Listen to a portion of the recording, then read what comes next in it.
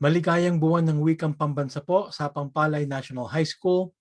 Maraming salamat sa inyo pong paanyaya sa akin bilang panauhing tagapagsalita sa inyong buwan ng wikang pambansa.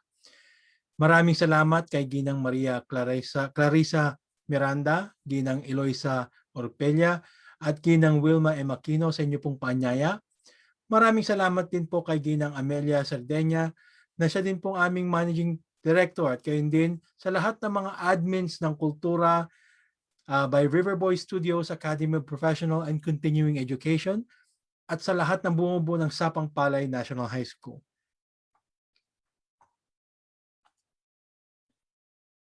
Ang halaga ng wikang panulat sa ating pagka-Pilipino. Ito ang ating magiging paksa sa lekturang ito. For your knowledge, this lecture is guided by the same inspiration that guided the theme of this year's Buwan ng Wikang Pambansa, Pilipino at mga wikang katutubo sa dekolonisasyon ng pag-iisip ng mga Pilipino.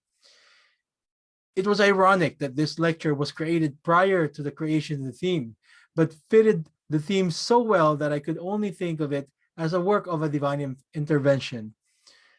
Now, papansin po natin, ang gamit po dito sa tema ay Filipino at ang Filipino ay magkaiba. Pero dapat nga ba?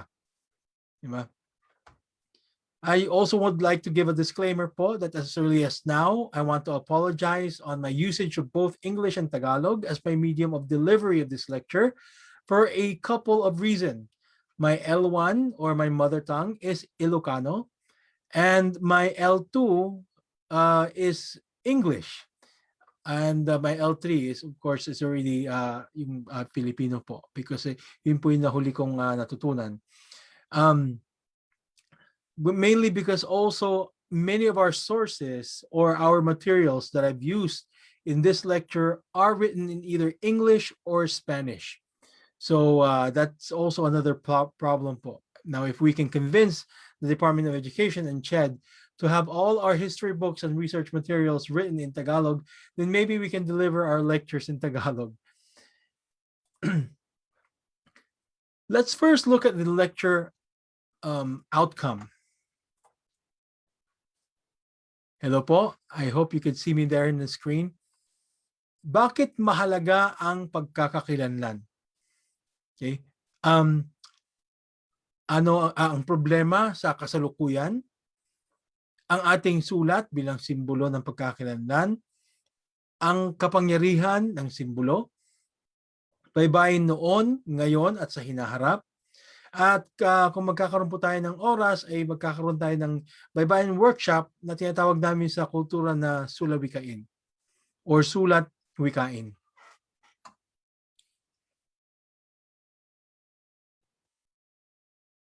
At ito naman po ang ating lecture outcome. Malalaman ang halaga ng pagkakakilanlan, malalaman ang ugnayan ng sulat at pagkakakilanlan, at malalaman ang halaga ng pagtangkilik at pagpapahalaga ng baybayin para sa ating pangkultural, pangpsikolohikal at panlipunan na kapakanan o kagalingan. Now, bakit po mahalaga ang pagkakakilanlan?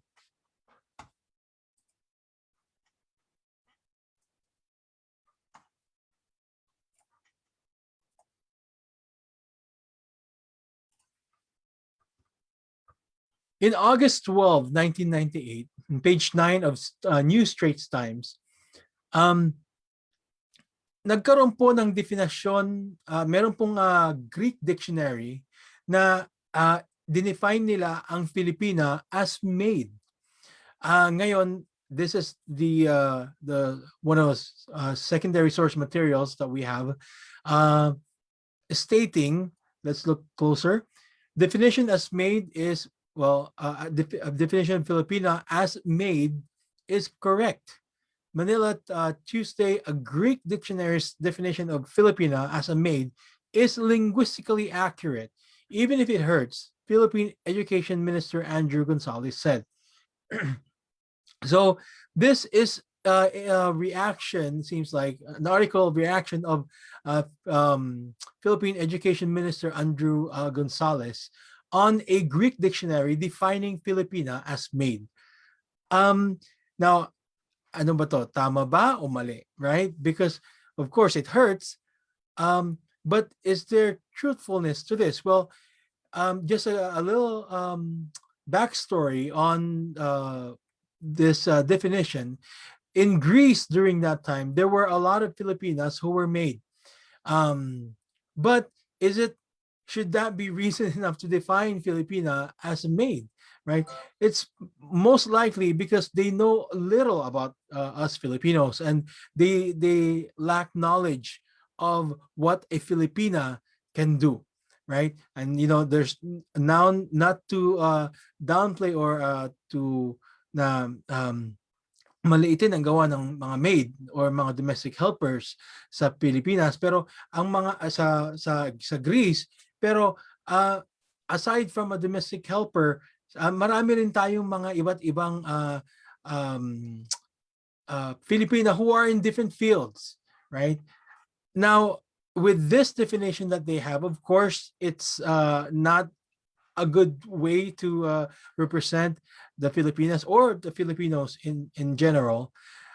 But that's why let's understand, how can we change this kind of mindset wherein they have this very narrow thinking of what Filipinas or Filipinos are. Now, let's first look at globalization. Ang globalisasyon, right, ay ang kaparaanan kung papaano nagiging global o pang buong mundo ang mga lokal o pampuok o kaya pambansang mga gawi o paraan. Kung hindi ito iingatan, ito ay maaaring maging banta sa ating kultura o sa ating mga pamayanan. Ngayon, nangingibago sa globalisasyon or gaano kahalaga na ang kultura natin bilang mga Pilipino o tayo bilang mga Pilipino ay makilala. Una, dahil nangingibabaw ang mas kilala o kinikilala na kultura. At ito nga ay nangyayari din sa panahon ng globalisasyon, nangingibabaw nga ang mas kilala o kinikilala na kultura. Ano pa? Nagkakaroon ng kapangyarihan ang mas kilala. Ano pa? Mas pinapaboran ang mas kilala. Right? And even us, we can agree to this, that indeed these statements are true. And later on, we will have exercises to kind of understand this better. Okay? Ang problema ngayon, kilala ba natin ang ating mga sarili? Diba? So, first, let's look at these statements. Kung mas marami ang hindi nila alam sa atin, mas malala ang diskriminasyon, ang panalait o pangalipusta. Kung mas marami ang alam nila sa atin, mas nawawala ang diskriminasyon, panlalait o pangalipusta. That's just a statement. Let's keep that in mind throughout our lecture. Now, ang problema sa kasalukuyan, the current problem that we are facing, not only in the Philippines, but even in the diaspora or sa mga Pilipino na nagkalat sa buong mundo.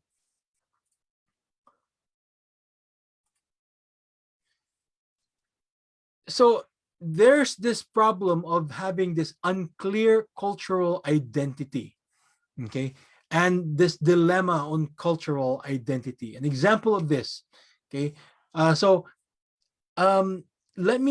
Let's talk about Alex Tizon, who was born in 1960 in the Philippines and died in 2017. This unclear cultural identity and the lack of self-esteem are indeed prevalent among many Filipinos, as it is beautifully portrayed in the book of Alex Tizon, Big Little Man. And this is an article of Alex Tizon in the Atlantic. Pero this is the book that I'd be focusing on throughout this lecture.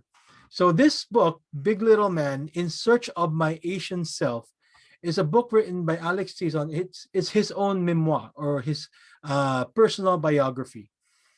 Okay, Alex Tizon is a Pulitzer Prize winner for reporting with Seattle Times. He moved in different parts of the US until he finally settled in Oregon, where he taught as assistant professor in journalism at the University of Oregon. He died recently in 2017. Now, according to an article in Seattle Times, his wife, Melissa Tison, said, his whole life, it's right here, from right here, his whole life's quest was about trying to understand who he was as an immigrant growing up in a largely white community. Now, in his book, Big Little Man, Tison expresses the different challenges of being an Asian American man in the United States, including the different types of inferiorities he felt when he migrated to America, as he suffered from what is known to be the Filipino colonial mentality.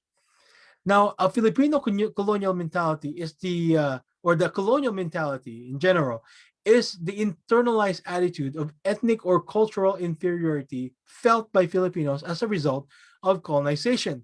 And indeed, that is true for us Filipinos, because being colonized by different countries or nations for so long, right? By the Spaniards for the most part, from the mid 1500s, right? For 300 years. And then later on, we were colonized by America, and then later on also by the Japanese for a short time. Now, being colonized by another group, it creates this what we call a colonial mentality. It corresponds with the belief that the cultural values of the colonizer are inherently superior than one's own. Kasi mas tinitingnan natin na mas maganda yung cultural values ng mga colonizer kaysa sa atin, sa sariling kultura or cultural values. The young Tison immigrated in the United States from the Philippines in 1964 with his family. So we can see here he's about 4 years old when he immigrated to the US. So medyo bata pa siya, and he doesn't really know much about his culture as a Filipino, or much rooted culture in his Filipino culture. On a review by J. Caspian Kang, a writer with New York Times, Kang noted self-mockery, as Tison said in his book, "The mirror mocked me. The clay of my face would never change." Now, alam natin when they say the mirror mocked me, he's basically mocking himself, right? And he's mocking at the clay on his face, how he doesn't like the clay of his face is probably his color, his nose, right? His eyes, his color skin being brown, or kayumanggi. Kang also said, "We witnessed the humiliations of his childhood, while included sleeping with a clothespin over the bridge of his nose." So nilalagyan na ng clothespin yung ilong niya. Sino po sa atin yung gumawa nun, right? To unflatten his nose and make it look more mestizo, right? Sounds familiar? Where there are those of us who are, if siguro when I ask you, who here has a colonial mentality, right? Let's raise your hands if you do. Probably nobody would raise their hands. But if I ask you who here is using gluta or using likas papaya or block and white or anong mga whitening soap, maybe some of you are using that. Well, that's a sign of colonial mentality, because that's most people that does that thinks that being whiter or being having the lighter complexion is makes him more better or superior than others. Now, J. Caspian Kang of New York Times continued, "The young Tison hung from trees to stretch out his vertebrae." So he stretched with his legs, they're hanging on trees para lalo siyang humaba, diba? And took protein supplements to help him grow. Siguro because may problema siya sa kanyang height, Rubbed oil on his eyelids. I don't know what's the oil and eyelids, what does that do? But put masking tape on his lips, siguro to make it thinner, right? to make them thinner, sabi nga niya ni Caspian Kang. None of it worked. Now, there's obviously what we see, some sort of like a repression or the action of subduing someone or something by force. Yung parang binababa niya yung sarili niya with his own statements, right? Mapapansin natin yan, parang medyo binababa niya yung sarili niya. Now, there's also some sort of like self-loathing, which is that underlying feeling that we are just not good, right? Na hindi ako magaling dito, hindi ako magaling doon, hindi ako magaling sa mga ganyan, wala akong alam. Yung mga ganon na napakiramdam na that inferiority complex that one would have. Now, Alex Tizon kind of represents every Filipino, right? Migrant or not, kahit nasa Pilipinas man o nasa abroad. Such kind of mentality is prevalent among the Pinoy psyche, yung pag-iisip na ng nating mga Pilipino, as a result of a seriously threatened cultural identity due to an imposed culture. So that kind of colonial mentality, can you really blame us Filipinos having that kind of colonial mentality? Kung noong bata pa lang tayo, di ba? Bata pa lang tayo, sinasabihin na tayo na yung kung may barcode yung product na yan, ibig sabihin it's imported, mas maganda yan, mas masarap yung mga imported products, mas maganda, mas matibay yung mga imported products. So, bata pa lang tayo, right? Those who are grew up being mocked about their color of their skin. Ang itim-itim mo, ganyan. Bakit flat yung ilong mo, ang bansot-bansot mo, bakit kulot yung buhok mo. You cannot really blame us having that kind of Pinoy psyche because we grew up having that kind of a culture.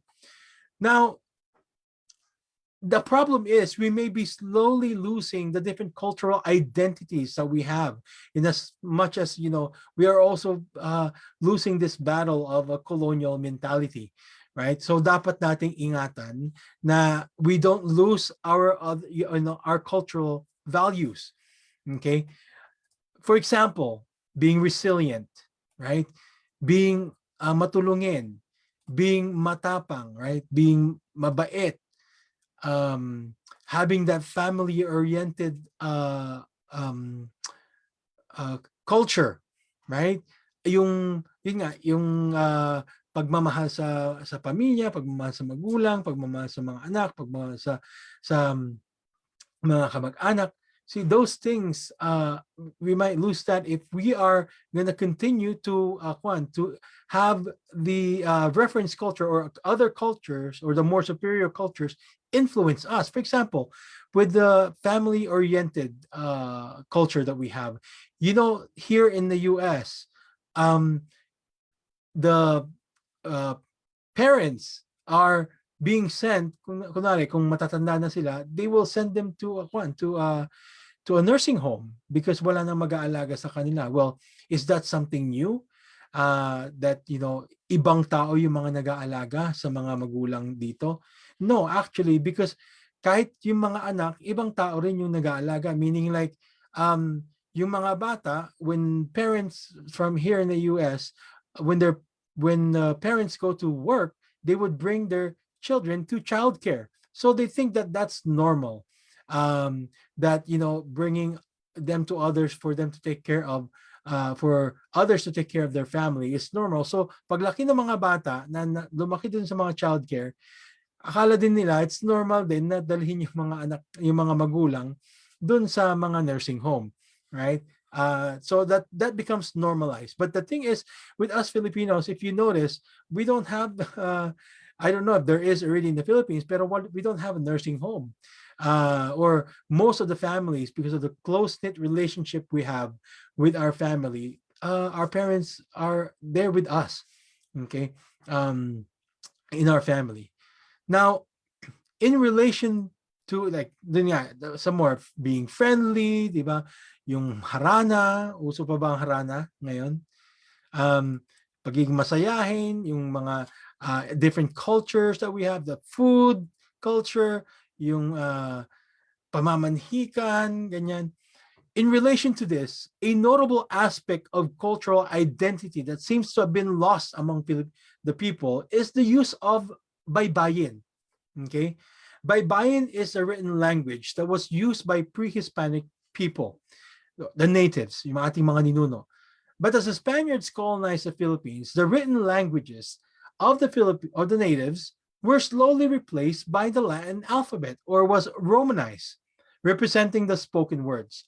Now, the existence of Baybayin was noted through a report by a commander of the Legazpi expedition in 1564 to 1565, Miguel Lopez de Legazpi, sa kanyang sulat kay King Philip II. Kung maalala natin, si King Philip II, the name of the Philippines was derived from King Philip II.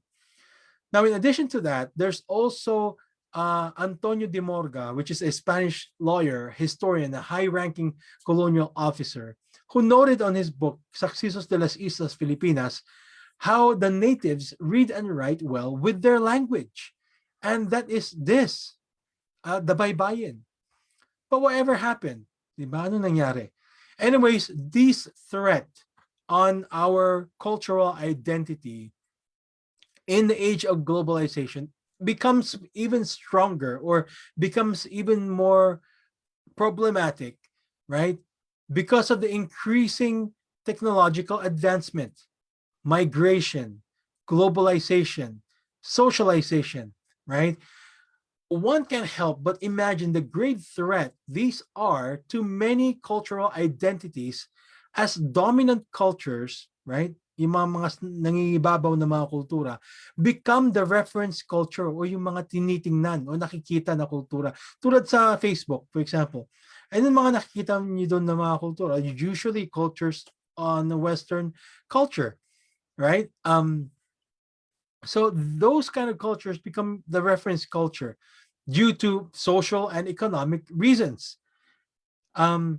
This significance, or the significance of the minority cultures and their identities, become compromised. Yung mga kultura ng mga nasa ethno-linguistic groups, for example, sa mga Mangyan, those Aitas, right, and those who are in various ethno-linguistic groups, it becomes compromised, o sila yung talagang na unti-unting nawawala. Ito nga't nakikita talaga natin, right? Ang epekto nito sa mga minority cultures. And it causes negative effect to the social and psychological well-being among the minorities. And ultimately, us as Filipinos, our identity as Filipinos.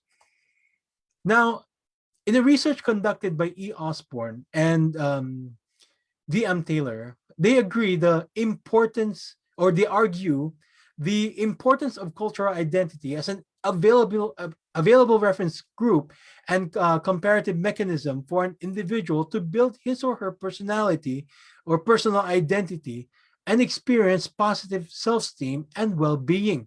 So, yung study na ito, pinapakita kung gaano kahalaga yung cultural identity sa pag-aaral, di ba?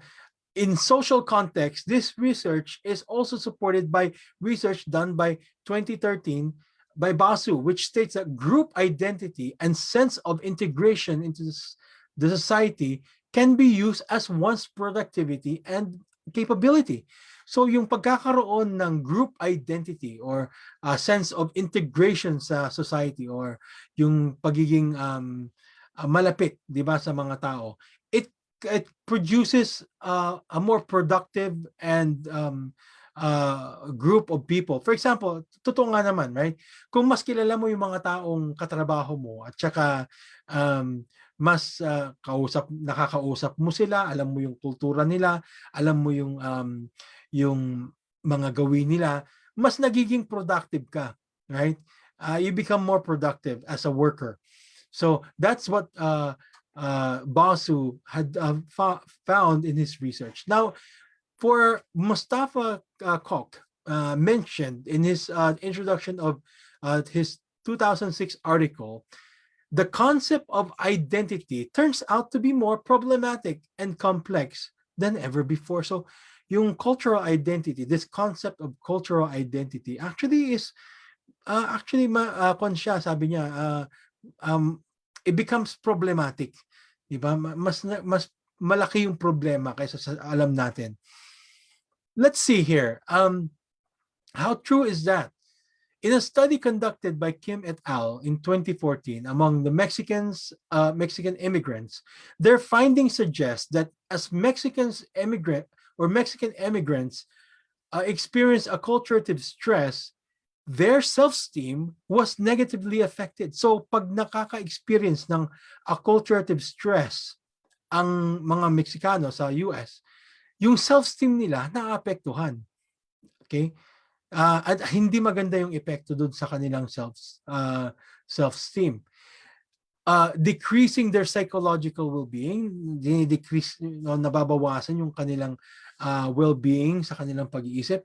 But with a high self-esteem, kung mataas yung self-esteem nila, that the debilitating effects of acculturative stress, yung naging epekto ng acculturative stress on the psychological well-being was alleviated. So mas nawawala yung acculturative stress sa kanila kung mataas yung self-esteem nila. So again, so that the correlation is with the lower with the acculturative stress, self-esteem is affected, right? Decreasing the psychological well-being, but with a high self-esteem, that acculturative stress, yung epekto noon, mas nawawala kung mas mataas yung self-esteem mo. However, ethnic identity, according to the same research of Kim et al., it aggravates the negative effect of acculturative stress on psychological well-being. So, kung mas matibay yung ethnic identity mo, nakakapag palala daw ito ng itong tinatawag nilang acculturative stress, right? The negative effect of acculturative stress. But I guess that would depend, right? Depende yun kung malakas nga yung ethnic identity mo, tulad ng yun nga, hindi ka masyadong tangkad, kulot yung buhok mo, brown yung kulay ng skin mo, di ba, flat yung ilong mo. That depends, right? If you are proud of your own culture or identity. So, kung proud ka sa iyong identity bilang panda, kulot ang buhok, flat ang ilong, brown ang kulay, kung proud ka, di ba, hindi yun nakakaapekto. Yung acculturative stress, hindi nakakaapekto sa iyo. At kahit sa iyong psychological well-being, hindi nakakaapekto yun sa iyo. Pero kung mababa yung self-esteem mo at malakas yung ethnic identity mo, yun nga, brown skin, curly hair, or a flat nose, it becomes problematic. Doon nagkakaroon ng problema. And that is basically what was shown with the problem, or what happened with Alex Tizon, as he detailed on his book. Diba? Yun nga, with him having a flat nose, putting clothespin on his nose. So, as Alex Tizon talked about his inferiority complex, how he tries to conform to the dominating American culture by trying to look more mestizo and whiter, right? It shows how that is having a negative effect on him, on his own acculturative stress. So, dito nga, acculturation is a process of social, psychological, and cultural change that stems from the balancing of two cultures while adapting to the prevailing culture of the society. And, that's basically what happened. That acculturation is what happened to Alex Tizon. Now, this topic on cultural or ethnic identity isn't something new. In fact, starting from 1940 or 1950, yung diskusyon sa mga libro tungkol sa cultural identity at ethnic identity, medyo dito na nagsisimula yung usapan tungkol sa cultural identity at ethnic identity. Bakit? Dahil nagiging mulat ang kamalayan ng mga tao sa problema sa cultural identity at ethnic identity. This, by the way, is taken from the and Google Ngram, which Ngram does like what do you call this, a scan of all the books that as much books as possible, right? And then sees how much words are used in those books, or on books all over the world, or in written in the vernacular, which is the English language. Now, for many Filipinos in the Philippines and abroad, the current pressing issue on the disoriented cultural identity continues to impair their social and psychological well-being. Actually, this has been much increasing concern among many Filipinos in the past half century. Yun nga, with the past half century, nakita natin kanina around 1940 or 1950s, di ba, nagkaroon na yung mga problema on cultural identity tsaka ethnic identity. Mas namumulat yung kamalayan natin sa problema doon. Now, the book Asian Americans Reconceptualizing Culture, History, and Politics, edited by Franklin Nang, also in 2002, noted Filipino Americans, sabi niya, are gaining much interest in trying to understand their Filipino culture, possibly to seek for a clearer cultural identity in the midst of diversity in America, especially under the white complexion, sharp nose, and towering tall Americanos. And I would speak to you from experience that indeed this is true, right? This kind of search of cultural identity, nung pagkagaling pa lang namin sa Pilipinas, nung pagdating namin sa Guam, because that's the first place where I went, hindi yung acculturative stress sa akin, hindi masyado dahil karamihan yung mga kasama namin sa Guam, actually Guamanians or Chamorros, look like Filipinos. Kaya hindi ako nagkaroon ng masyadong culture shock. But when we moved here in Seattle, that's when I started to look at myself more different, right, than others, than the Americans, right? Yung mga tao na nakikita ko. And then, there's this sense of admiration with them because yun nga, with that colonial mentality that we have na, oh wow, ang tangkad niya, di ba? Oh wow, ang puti niya. Oh wow, yung buhok niya blondie. Or, oh wow, yung ilong niya matangos. Those are the things, right, that's why many Filipinos try to seek for a clearer cultural identity. Us, as Filipinos, seek for a clearer cultural identity para for us to be proud of ourselves, right? We have to find a way to take pride into our own culture in order for us to have that high self-esteem and, well-balanced psychological well-being. Okay, so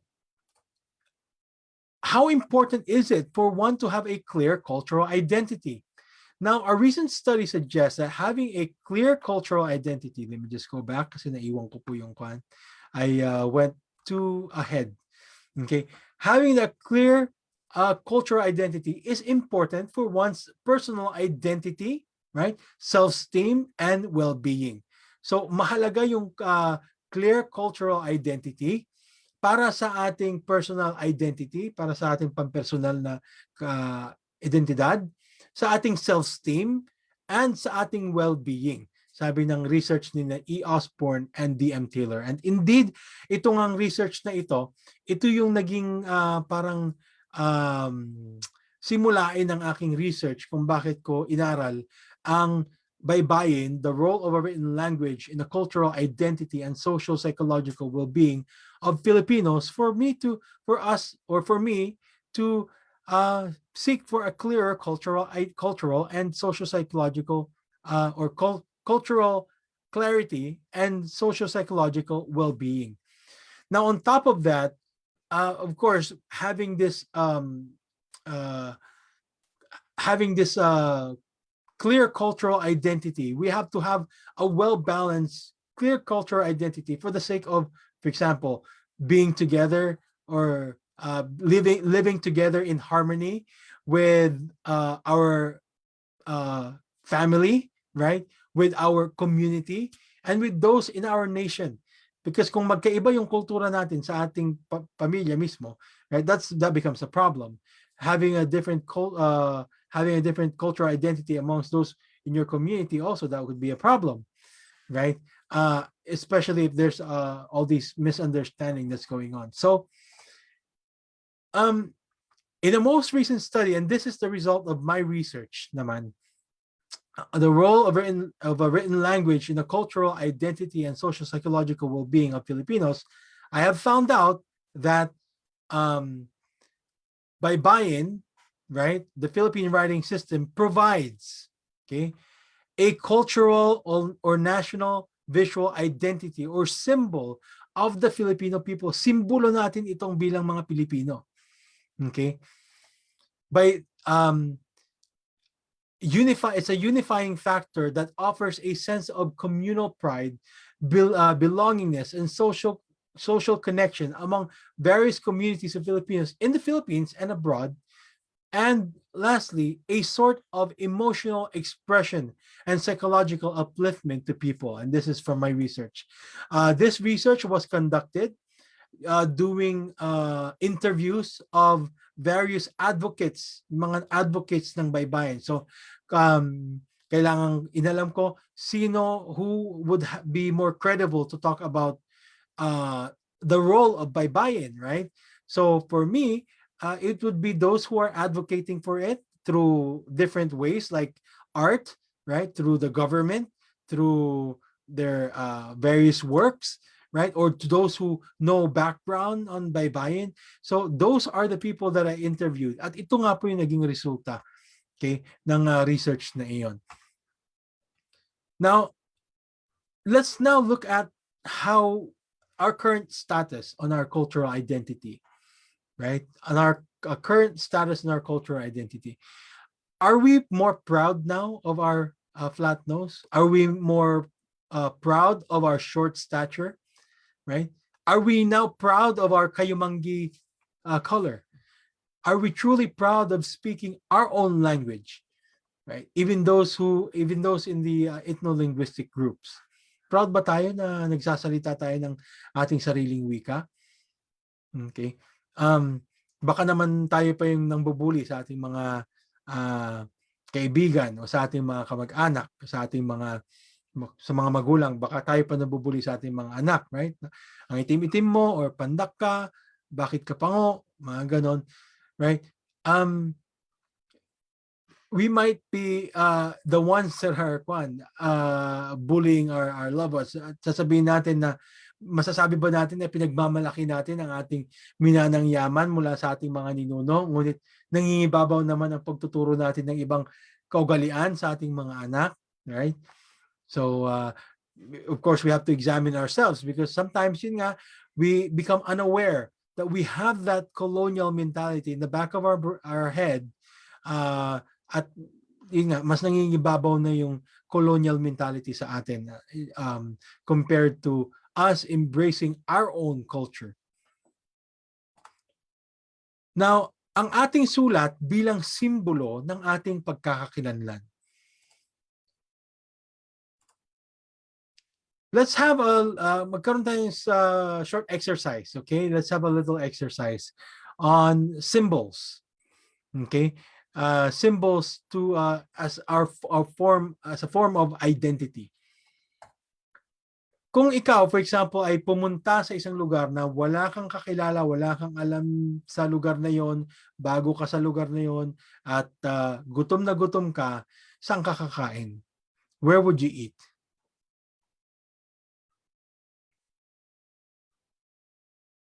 Okay, so from our previous lectures on this, a majority had chosen Jollibee. At sabi nila, Jollibee, Jollibee, Jollibee. First of all, I ask, how did you know na Jollibee yan? How did you know that it's Jollibee? Because of its symbol, right? Because of its symbol. Sa simbolo pa lang, kilala mo na Jollibee kahit wala nakasulat na Jollibee dyan. Sa simbolo pa lang, masasabi mo na Jollibee. Okay? So, why did you not choose this one? because you probably don't know, right? And that's a good thing. Kasi si Goku, wala naman siyang restaurant. I don't know if he has a restaurant, pero um, I would rather eat here. Kasi mas kilala ko siya, right? Mas alam ko na may nakuha nito na langhap sarap, right? May jolly spaghetti sila diyan, may champ, meron silang chicken joy diyan. Okay? Mas kilala ko 'yan. So, yun. So, kung mas kilala mo, di ba, mas tinatangkilik mo. Kung mas kilala mo, mas doon ka, mas pabor ka doon. Right? And that is true. Kaya hindi natin, we cannot blame others, right? Because even us ourselves have that kind of bias. Right? May sarili tayong bias. Na kung mas kilala mo siya, mas doon ka. Kaya tingnan natin to. Right? So, what do you think, okay, are these symbols? Okay, let's look at these symbols. What symbols or what language do they have on their tattoo?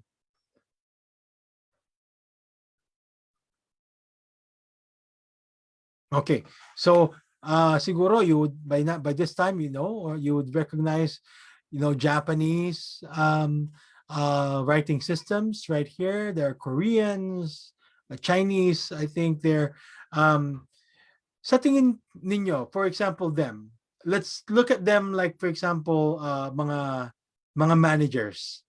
Though sila mga artista, di ba? If they are to hire somebody, right, who they know more of their culture of, would they hire a Filipino more than, for example, kay Justin Timberlake? Would he hire a Filipino more than a Japanese? When he knows that more about the Japanese culture? Right? Probably not. Probably he would hire a Japanese more because parang mas kilala niya yung kultura. And you cannot blame that kasi yun nga, they would have their own biases also. Katulad ng isang manager, right? Would I hire someone who, for example, the Japanese gave me a resume or kanyang yun nga, resume, tapos yung Filipino hindi siya nagbigay ng resume, who do you think would the manager know more about? Most likely he would know more about the Japanese because siya yung nagbigay ng resume. So kaya so who would be more hireable? Sino yung mas i-hire ng manager? Syempre yung Japanese kasi mas kilala niya, di ba? Kaya ganun din kahalaga na maipakilala natin ang ating sarili, right? At ito nga ang simbolo bilang pagkakakilanlan sa atin, right? How do we use symbols for us to be recognized or for us to be known?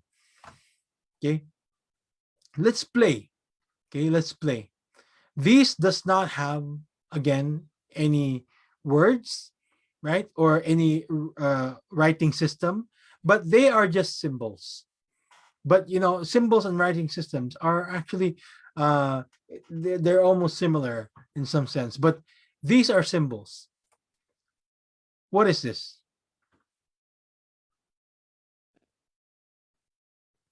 What is this? What is this, right?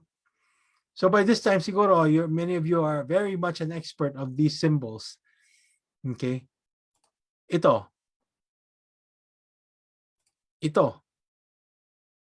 And this one. Okay?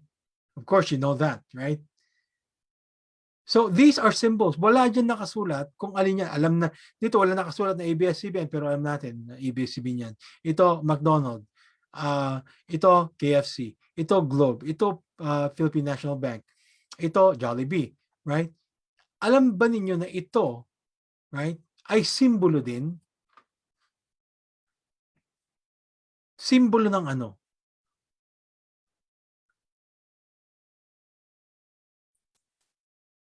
Simbolo yan ng ating pagka-Pilipino. Right? Titingnan mo pa lang siya, alam mo na Baybayin, right?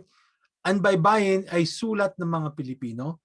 Okay? So, yan ay nagiging simbolo rin natin bilang mga Pilipino. Now, hindi ba kay saya kung sa sulat pa lang, alam mo ng Pinoy ang may gawa? Tulad niyan. Ito. Yan. Yan. Tsaka ito. Di ba kay saya kung sa pagpunta mo sa supermarket, alright, or sa mga stores, nakikita mo yung mga produkto, simbolo pa lang, right? Alam mo na gawang Pilipino o alam mo na galing sa Pilipinas. Ganun kahalaga na maipakilala natin ang ating mga sarili. Kaya balikan natin yung Filipina as a domestic helper or katulong. Kung alam lang nila, di ba, na si Doktora Fed del Mundo is the first woman or the woman who invented the incubator, or first woman to be admitted at the Harvard University since 1936. Natividad Almeida Lopez passed the bar exam as the first Filipino woman lawyer since 1914. Ginang Aimee Carandang or Maria Aurora Carandang Gloria is the first Filipino woman commercial pilot. She's also the first Filipino pilot to fly as a full-fledged captain for the Philippine Airlines in 1993. And besides, she's also regarded as Asia's first female pilot. And they only know Astrid Jimenez, the first woman to be the president of the Utah Valley University in the US in 2018. Kung alam lang nila, di ba, they will not define Filipina as a maid. Okay? Or they will not define Filipina as only a maid. Again, not to downplay that being a maid, right? Pero kasi hindi lang naman yun yung kayang gawin nating mga Pilipino. We can do other things, right? So kung alam lang din natin, right? Nasa pamamagitan ng mga sulat na ito, tayo din ay makikilala sa buong mundo. Okay? Dahil ito ay isang simbolo ng ating pagiging isang Pilipino. And let's look at this or listen to this. This is also what I heard in an audio being played back sa Baybayin collection area sa National Museum of Anthropology. Nung pumunta ako doon, tinignan ko yung Baybayin collection nila. And this was being played. Sabi, lubos na kinikilala at pinaniniwalaan na ang wika. Okay, I put 2 asterisks there because there are wika na pasulat, there are wika na pabikas, right? There are wika na pa-sign language, right? But referring to here is a wika na wikang pasulat. Ay palagi ang nagiging simbolo ng pagkakakilanlan ng isang pangkat ng tao at kanyang kultura. Okay? So let's bear that in mind. Ang kapangyarihan ng simbolo. Now let's dig deeper into the power of a symbol. What can symbol make us do, make us feel, right? Let's look at this. This is an image or a symbol. Okay. How does that make you feel? How does this image right here make you feel?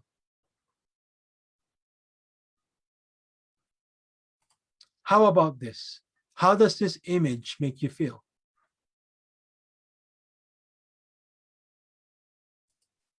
How about this? How does this image make you feel? Aside from making us feel things, it can also make us think. For example, this image right here. What does this image make you think of? And even this image right here, what does this image make you reflect on? And images can also make you do things, like express your emotions. When you send this kind of image or symbol to someone, that means that you are what? Happy, right? How about this? If you send something like this, that means that you are sad. And there are also symbols that make you want to do things. For example, this, what does this make you want to do? Turn off or turn on something, right? Now let's look at these symbols. These are symbols. Anong lengguwahe ang nakasulat sa surat o sa mga simbolo na ito?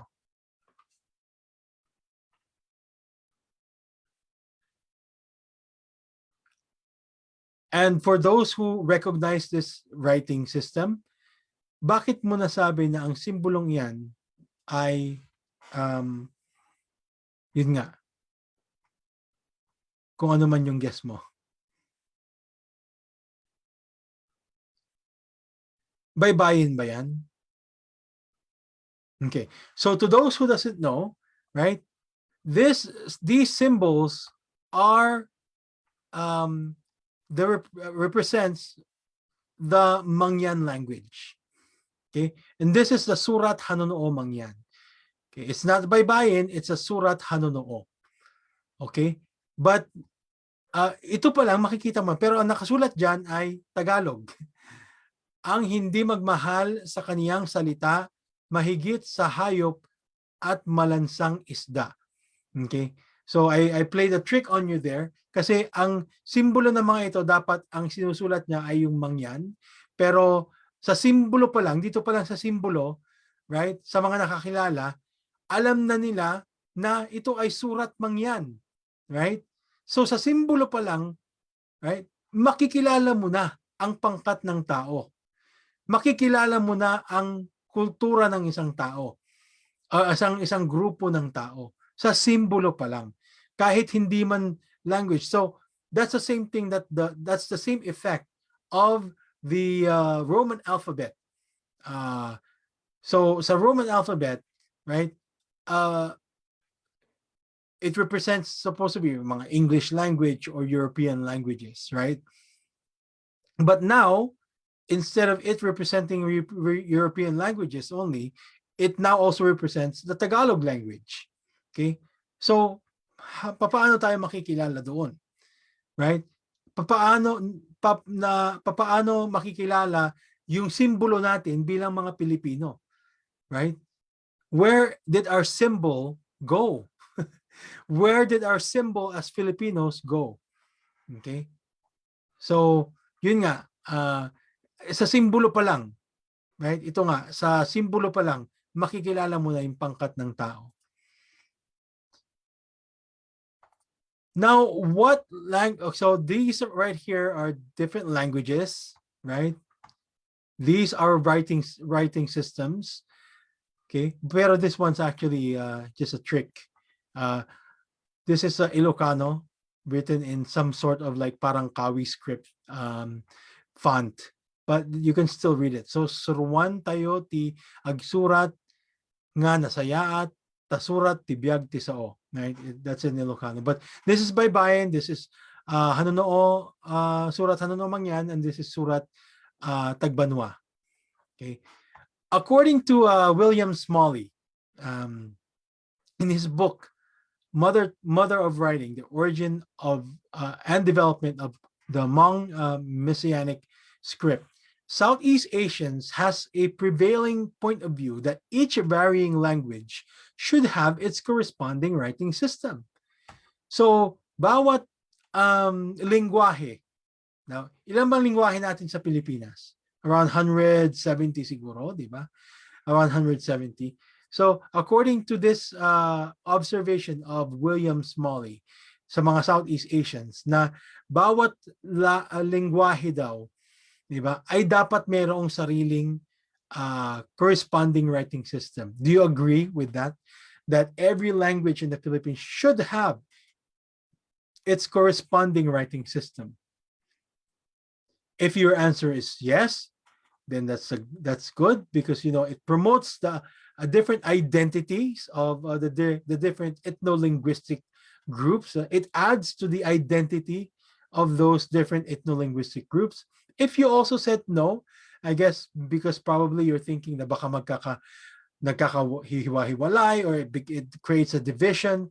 But first of all, think about this, that isn't it with different languages that we have in the Philippines already creating different or divisions, whether we like it or not, meron ng division talaga because mga Kapampangan, they speak their own language, mga Ilocano, they speak their own language, sa Cebuano, they speak their own language, right? So there's already these differences. Now, what good would it give us if there are writing systems that represents those language or those different languages, right? What good does it serve us? Well, it serves us as an identity to those different types of languages or the ethno-linguistic groups in the Philippines. It creates a more identity to them. And like we said, we want to create more identities of the people, right? Because it creates that, yung pag-aralan natin, that sense of belonging to a group, that sense of clearer cultural identity to a group. Now, gaano kahalaga ang wika, right? Let's talk about language in general. How important is it for us to preserve a language, whether it is spoken or written, right? Knowledge here, according to this research, knowledge of medicinal plants at risk as languages die out. So yung mga medicinal plants, yung mga gamot na mga tanim, right? Ay nawawala yung mga value nila kung namamatay din yung mga lingwahe, right? The impact of language extinction on the loss of ecological knowledge is often overlooked. According to a lead researcher, Dr. Rodrigo Camara Leret, a biologist from the University of Zurich, where his team looked at 12,000 medicinal plants services associated with 230 indigenous languages in 3 regions with high levels of linguistic and biological diversity in North America, Northwest Amazonia, and New Guinea. They found that 73% of medicinal knowledge in North America was only found in one language. So imagine kung yung one language na yon ay mawawala, 73% of the medicinal knowledge in North America will be gone together with it. Okay? 91% in Northwest Amazonia and 84% in New Guinea. Imagine that. So just to give you a more specific or more relevant, I guess, mas makaka-relate tayo na scenario.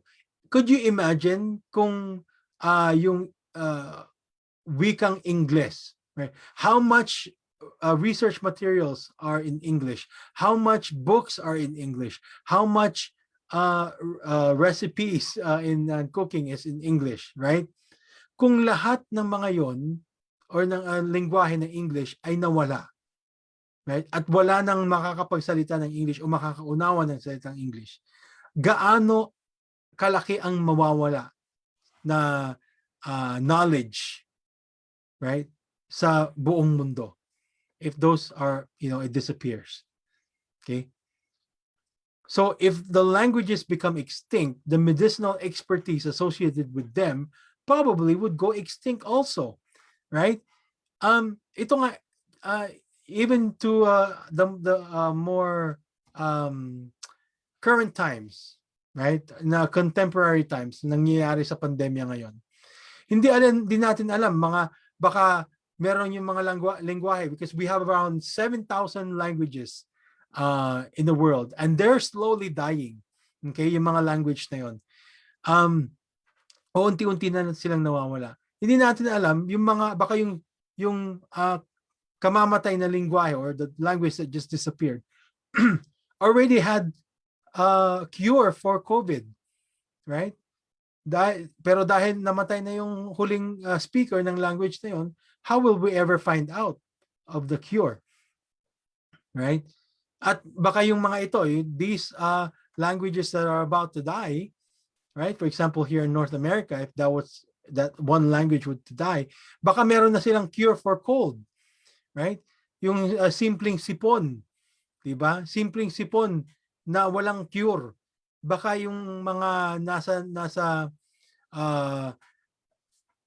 mga minority cultures ay meron na silang gamot sa sipon. Kasi alam natin sa sipon wala siyang gamot talaga. Merong therapy for sipon pero there's no cure for it. Okay? Now, Baybayin noon, ngayon at sa hinaharap. Let's go into the history of Baybayin. Okay? Before we really understand its importance. Let's first learn its history. Okay, let's look at the Laguna copper plate. The Laguna copper plate from the 10th century is a record of someone paying off his debt, sinamuaran, right? Na binayaran na niya na buo yung kanyang pagkakautang at na siya kinakalagan na sa pagiging isang alipin. And that shows in this record, in the Laguna copper plate, found in 900 AD or the 10th century AD. At ang sulat na yan na hindi pa Baybayin. That's Kawi, right? Hindi pa Baybayin na nakasulat dyan. At yun nga, alam natin na ang Kawi is a precursor or the simulain ng Baybayin. Okay? Kasi nandyan may mga halo-halo mga lingwahe dyan, may mga Old Tagalog, may mga Sanskrit languages, mga languages in Indonesia, right?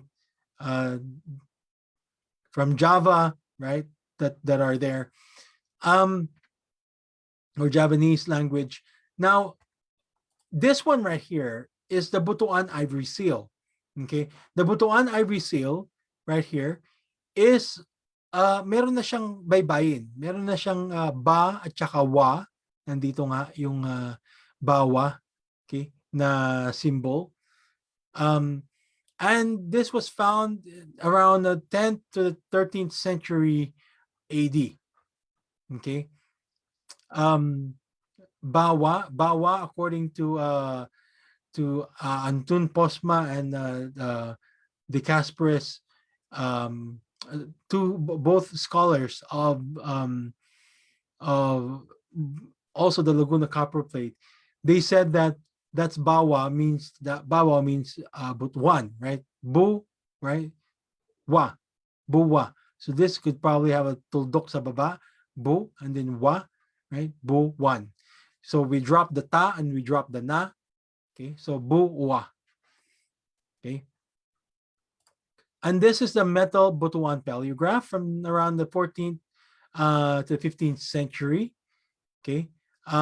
Found in a kasama ng mga coffin, right? Na siguro pabaon sa mga namatay. This one has inscriptions also. Pero hindi pa rin siya na, there's not that much scholars that studied the metal Butuan paleograph yet. We hope that there's somebody that's going to actually study this metal Butuan paleograph. And the Kalatagan pot, meron ng talagang baybayin doon ng mga inscriptions along its shoulders. And there had been several decipherments that was done on this one. Pero ang problema dito kasi nung una was that they don't know what language it's written. They can read it, nababasa nila kasi baybayin yan, but they don't know what language it's representing. Ilocano ba yan? Pangasinense ba yan? Kapampangan ba yan? Cebuano ba yan? Tagalog ba yan? Okay, so they don't know. So that was a problem. But recently, Dr. Rolando Borinaga has a book that came out talking about his decipherment of the Kalatagan pot, how it's been used in ritual practices by in the Visayas region. Okay, so really interesting. And then pagdating and the arrival of the colonizers, Baybayin was used to evangelize the natives, right?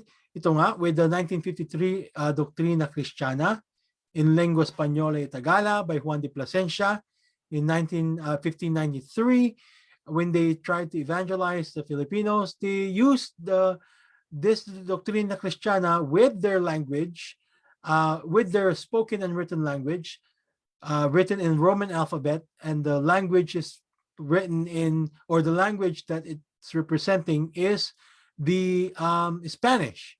Okay, and then on the other hand, yung merong sulat din na Baybayin dyan, which represents the Tagalog language.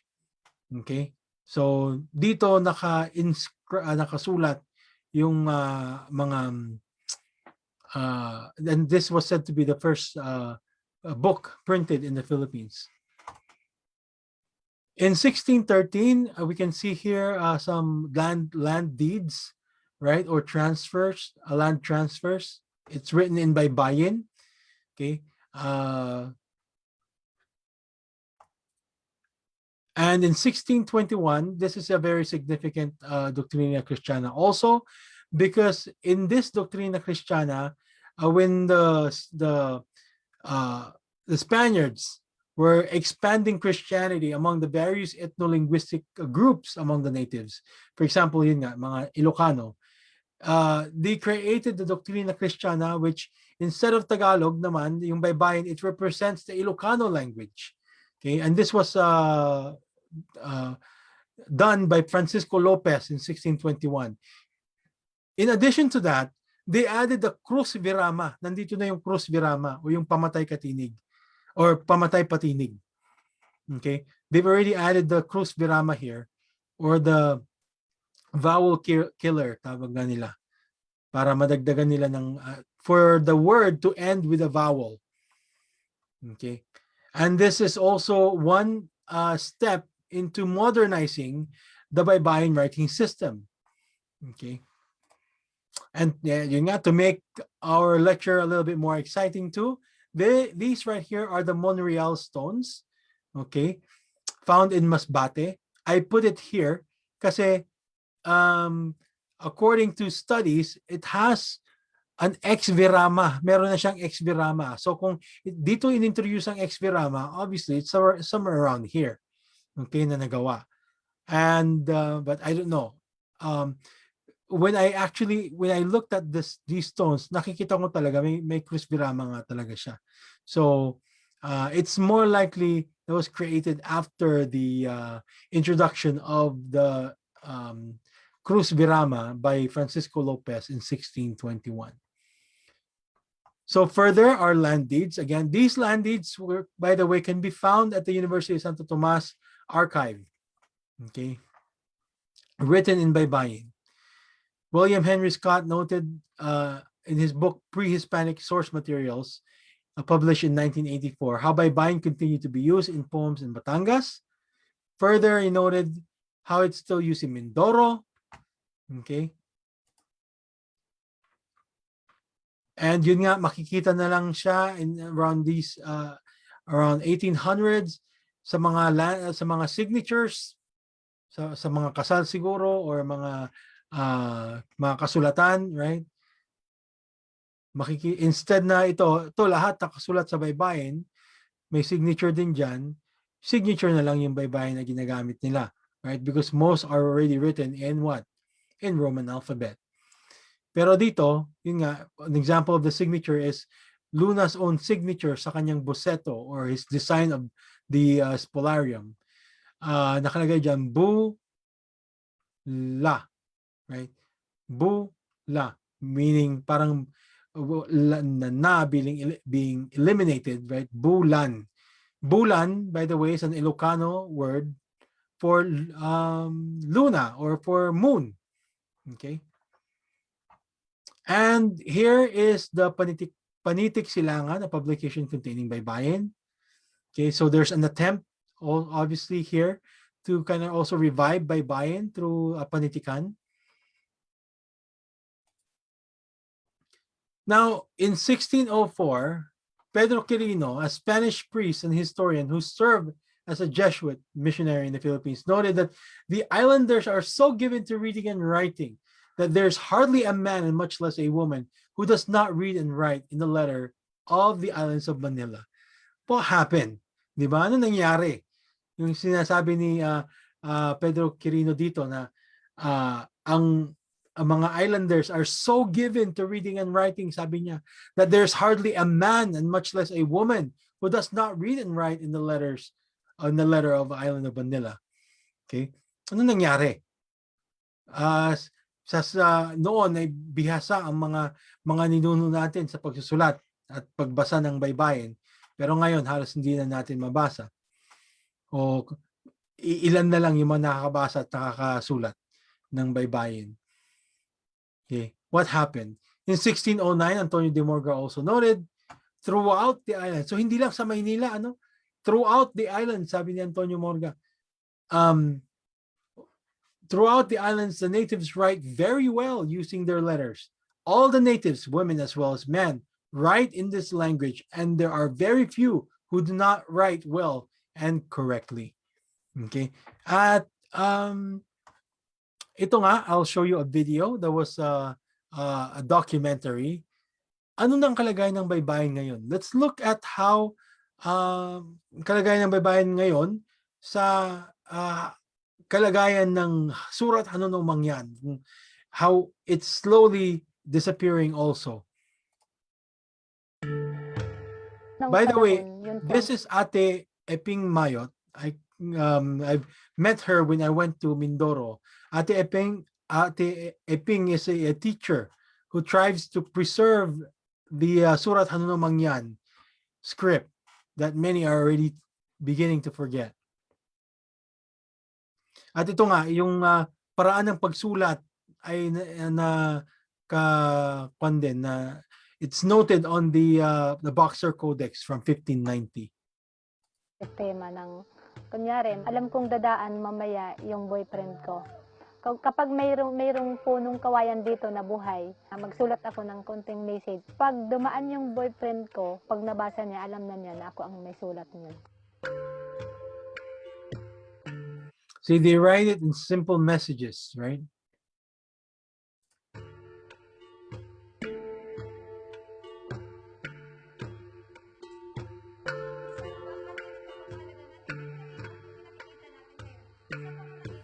And you know, Ate Iping is actually not like a teacher, a conventional teacher who are teaching in high schools or stuff. She is like a volunteer teacher who's giving her time to promote the writing system.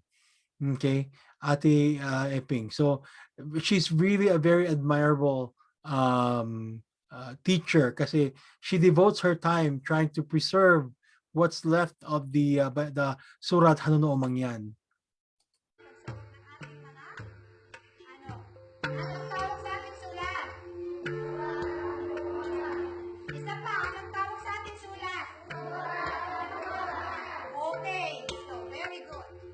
Karamihan sa mga kabataang mangyan hindi po sila marunong.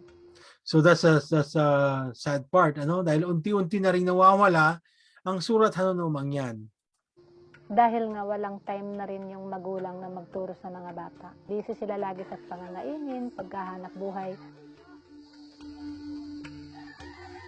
And this is what I was mentioning a while ago, that what happens in the age of globalization, the ones that suffers the most are those in the minority cultures. For example, yun nga, the mga mangyan, they're the ones that suffers the most in what's happening. Ultimately, kung babasahin natin sa kabuuan, tayo, kasi in the whole world, sa buong mundo, we're also minority. So we are also endangered, right? We are we are in danger of losing our language.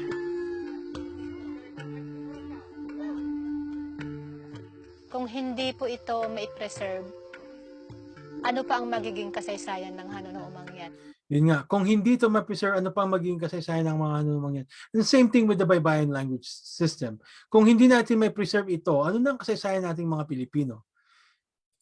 Paano pa maipakilala sa mga bata na ang Ano Mangyan ay may ganitong uri ng kultura? Really great couple. I've met both of them po. Ate Eping and her husband. bilang isang hanunuumang yan, isang bagay na maipagmalaki yung sariling kulturang naiiba talaga sa lahat. Si ay pudbay upadan nukang tinaginduman may ulang madikadnan may takip madikaywan nukang tinaginduman gasiyon di saadngan gapagtang dayon di man. Okay, what Eping just recited there, okay, is okay. Let me ask you, sa mga estudyante, how many of you have heard of haiku? Okay, let's see here. I'll give you about 10 seconds. 10, 9, 8, 7, 6, 5, 4, 3, 2, 1. So many of you probably have raised their hands or said that they know about haiku, right? Let me ask you, how many of you knows what ambahan is? Okay. If you do, then that's good. If not, then there's a question, right? It's sad that yung katulad ng mga haiku, right, which is a Japanese form of poetry, mas alam pa natin kaysa sa sariling ating mga Pilipino. Ito, ambahan is sarili natin yan. Because, of course, ang mga mangyan ay kapilipino natin. Pero bakit hindi natin napag-aaralan ng ambahan? Which is a very beautiful form of poetry, which I would even consider more beautiful than haiku. Okay? But why aren't we learning about the ambahan in our literature classes? Okay? At bas pinag-aaral natin ang mga haiku o kaya yung mga Korean languages or Korean novelas maybe that you're reading. Anyways, well, that's a question, right?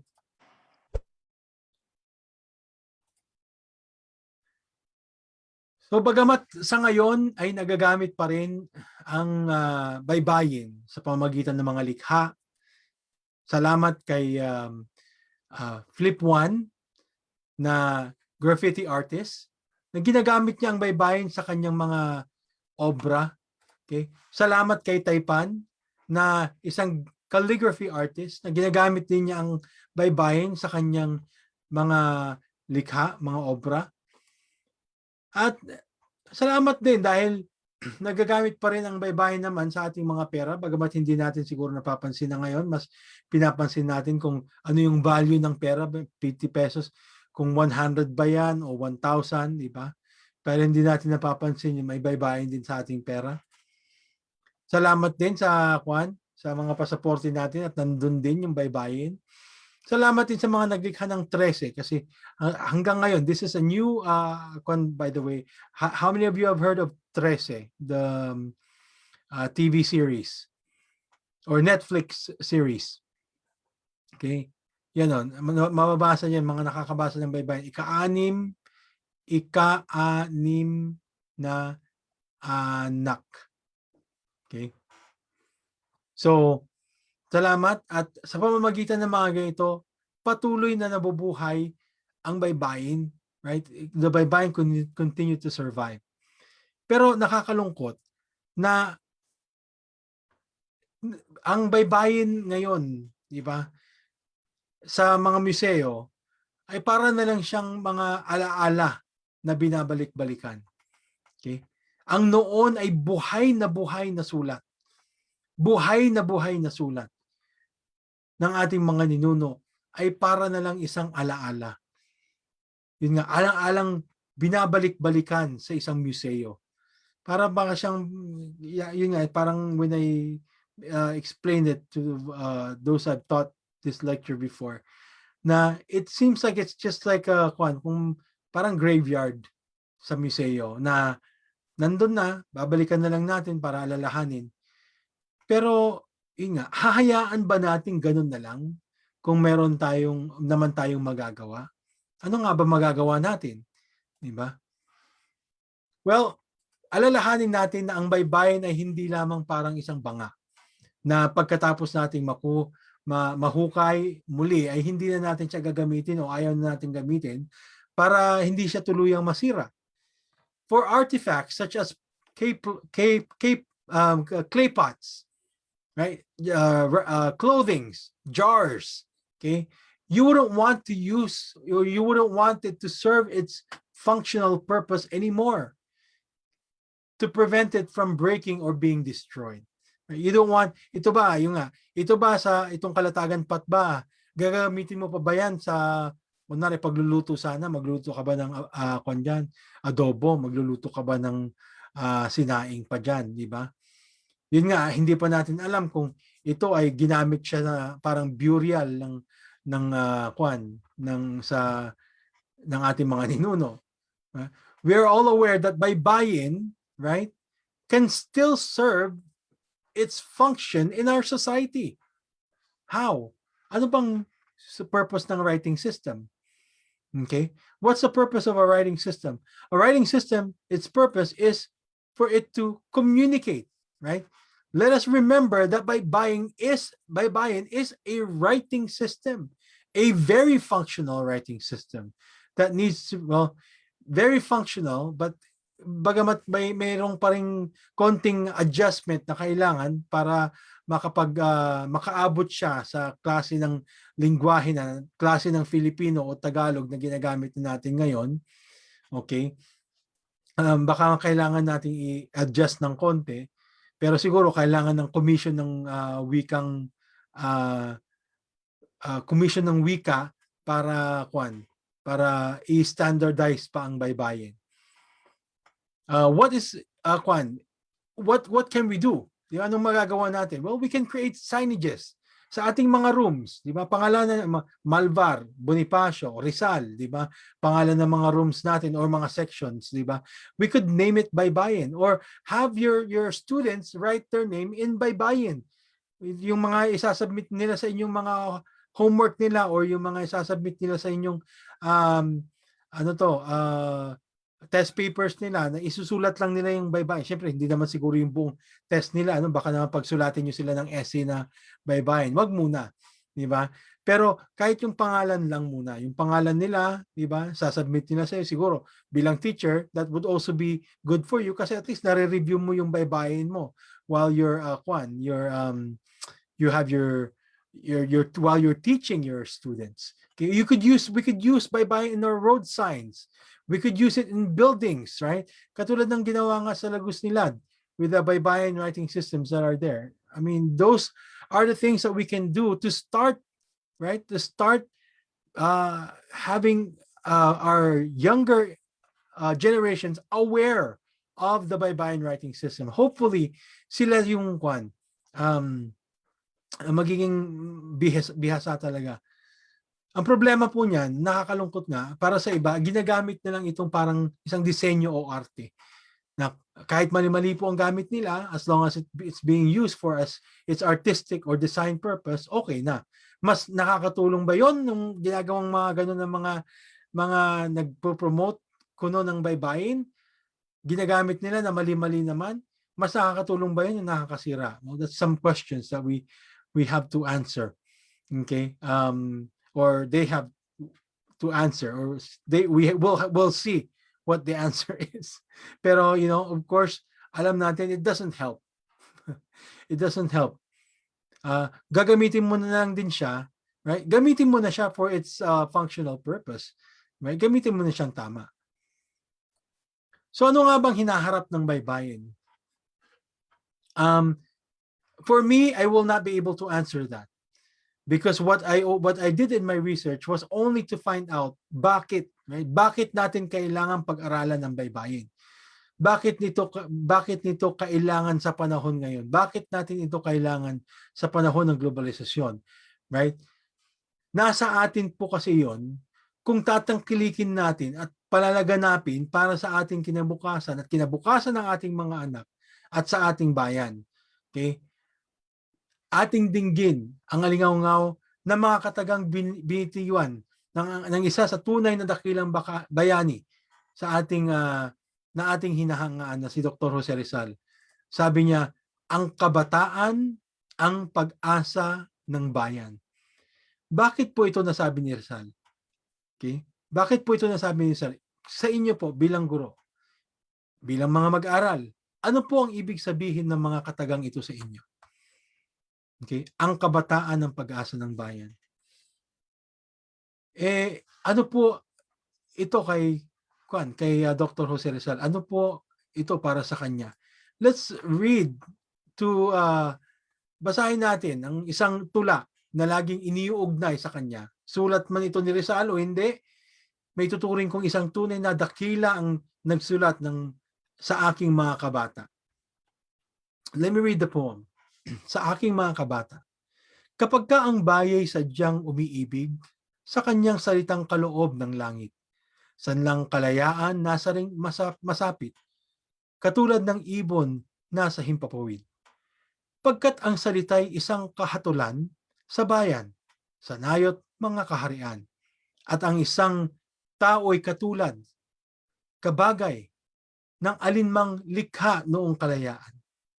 Ang hindi magmahal sa kanyang salita, mahigit sa hayop at malansang isda, kaya ang marapat, pagyamaning kusa, na tulad sa inang tunay na nagpala. Ang wikang Tagalog tulad din sa Latin, sa Ingles, Kastila, at salitang anghel, sapagka ang poong maalam tumingin, ang siyang naggawad, nagbigay sa atin. Ang salita natin huwad din sa iba, na may alfabeto at sariling letra, na kaya nawalay dinatnan ng sigwa, ang lunday sa lawa noong dakong una. Ito ang sulat para sa mga kabataan. Hopefully they will take heed to the message of this letter. Kaya kung sa tanong na, ano nga ba ang hinaharap ng baybayin? Right?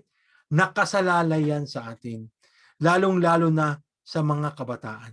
Nakasalalay ang hinaharap at pag-asa ng baybayin sa ating mga kabataan. Now, further, let me read to you a statement of one of our guest lecturer or guest speaker in Kolektiratura sa Kultura, Season 1, Episode 13, on August 12, 2021.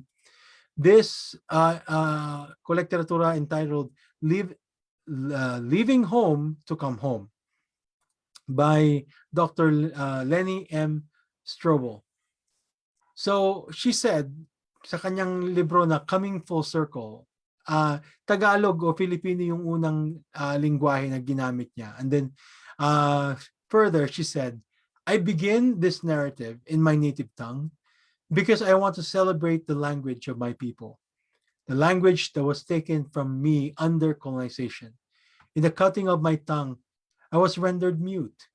I was separated from my indigenous consciousness.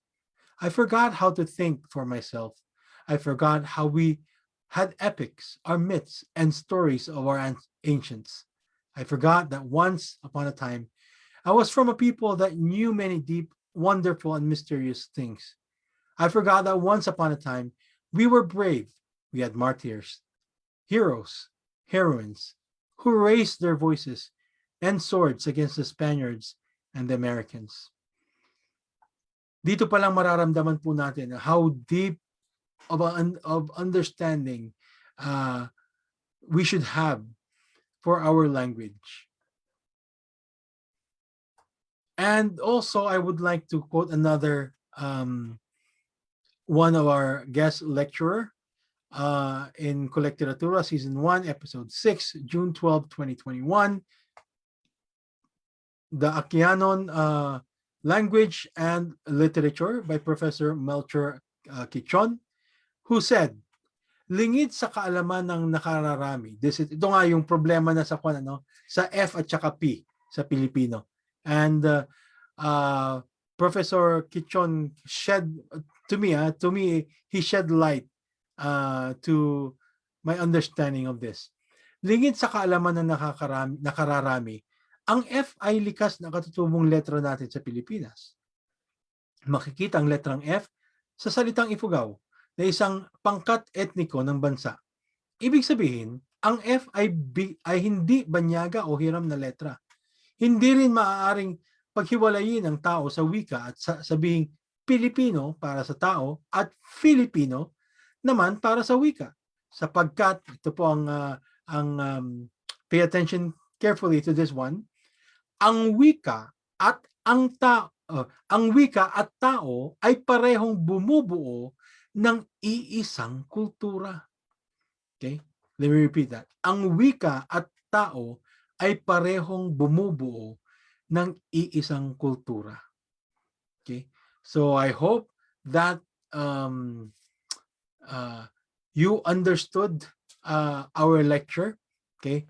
At yun nga, further on this discussion on Filipino and Pilipino, okay? Kung baybayin sana ang ating gamit, wala tayong problema dahil iisa lang ang sulat ng Filipino at Pilipino, kundi ganito. Okay? This would be the only way you will write Filipino or Filipino in Baybayin. And here are our bibliography or my bibliography for this lecture, and may mga extra po dyan for my research that I've used. And here is Osborne, E. Osborne and Taylor, Basu, Mustafa, Kim et al. Right here. And this is Alex Tizon's own. So you can see the many other things that I've quoted here for my bibliography, and even my own research is actually here already sa bibliography. So that's it, and thank you for joining us in this lecture. And yun nga, if we have more time, we will do Sula Wikain or a Baybayin workshop. Maraming salamat po sa inyong lahat.